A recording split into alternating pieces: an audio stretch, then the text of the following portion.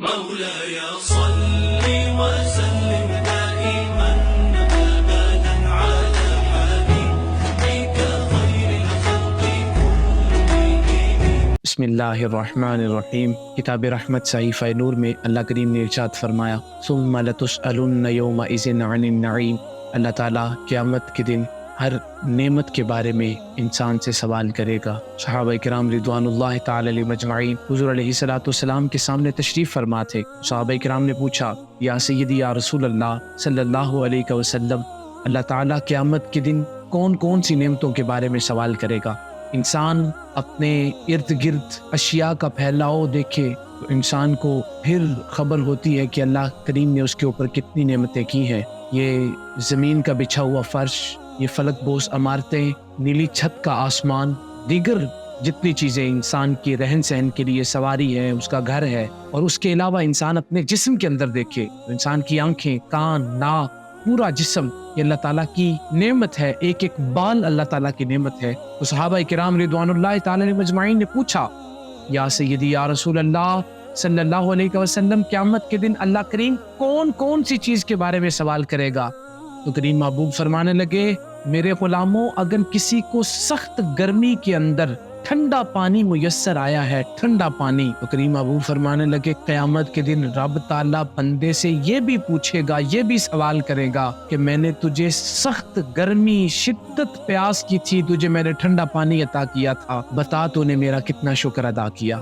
اللہ تعالیٰ ایک ایک نعمت کے بارے میں سوال کرے گا. صحیح مسلم شریف کے اندر روایت موجود ہے، آقا کریم صلی اللہ تعالی علیہ وسلم نے ارشاد فرمایا جب قیامت کا دن ہوگا تو ابن آدم کو اللہ تعالیٰ جب اپنے سامنے کھڑا کرے گا تو اس کے قدم ہلنے نہیں دے گا اتنی دیر تک جب تک 5 سوال نہ کر لے.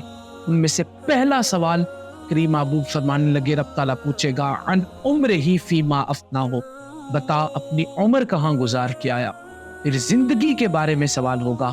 تو یہ شب و روز کی جو ہماری نعمتیں ہیں، جو اللہ تعالیٰ کا فضل ہے، انعام ہے، تو ان ساری چیزوں کے بارے میں اللہ کریم قیامت کے دن سوال کرے گا.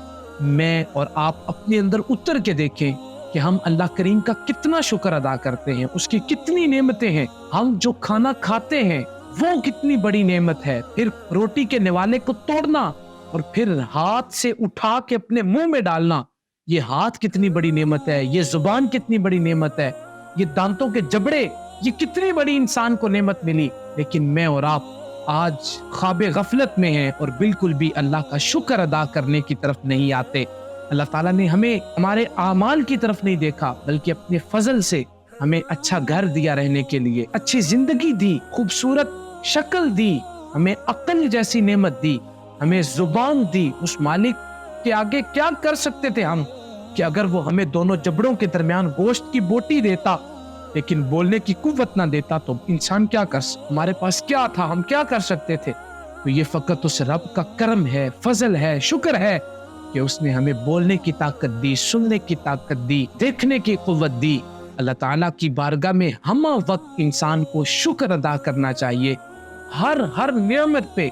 آقا کریم صلی اللہ تعالی علیہ وسلم نے ارشاد فرمایا جب بندہ اللہ کی نعمت پہ شکر ادا کرتا ہے تو رب تعالیٰ اس کو اپنی جناب سے اور زیادہ عطا کرتا ہے. قرآن کریم صحیفہ نور کے اندر ہے، فرمایا لئن شکرتم لازیدنکم، تم میرا شکر ادا کرو میں تمہیں اور زیادہ عطا کروں گا. تو زیادہ سے زیادہ اللہ تعالیٰ کا شکر ادا کرے. اور جو نعمتوں پہ شکر ادا نہیں کرتے، بیٹا ملا، گھر ملا، اچھا کاروبار ملا، جب نہیں تھا تو لوگ ترستے تھے، بلکتے تھے، دعائیں مانگتے تھے اور نیک اور صالحین کے پاس جا کے دعائیں کرواتے. لیکن جب یہی نعمتیں بندے کو مل جاتی ہیں تو انسان کتنا ناشکرا ہے. وہ بیٹا جو 10 سال کی دعاؤں کے بعد بندے کو ملا، وہی بیٹا جب پیدا ہو تب بھی شیطان کو راضی کیا جاتا ہے، اللہ کا شکر ادا نہیں کیا جاتا. اس بیٹے کی شادی کا موقع ہے، ہم تب بھی شیطان کو راضی کرتے ہیں، اللہ کا شکر ادا نہیں کرتے. اور اسی طریقے سے کاروبار اچھا ہو جائے پھر بھی ہم عیاشیوں اور فضول خرچیوں میں اپنے پیسوں کو ضائع کرتے ہیں اور اتراتے پھرتے ہیں کہ ہمارا کاروبار ہماری وجہ سے ہے. لیکن حقیقت میں وہ اللہ کریم کی نعمت عظمیٰ ہوتا ہے، لیکن ہمیں ہوش نہیں ہوتا.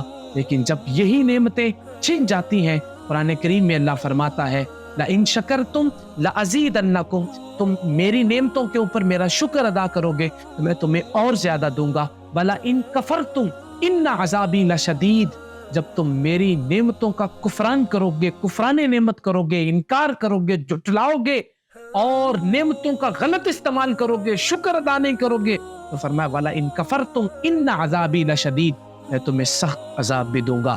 سامعین محترم، اس لیے اپنی زندگی میں شکر کو لازم کریں، اپنی زندگی میں اللہ تعالیٰ کی توحید کے ساتھ ساتھ اس کا شکر لازمی بجا لائیں۔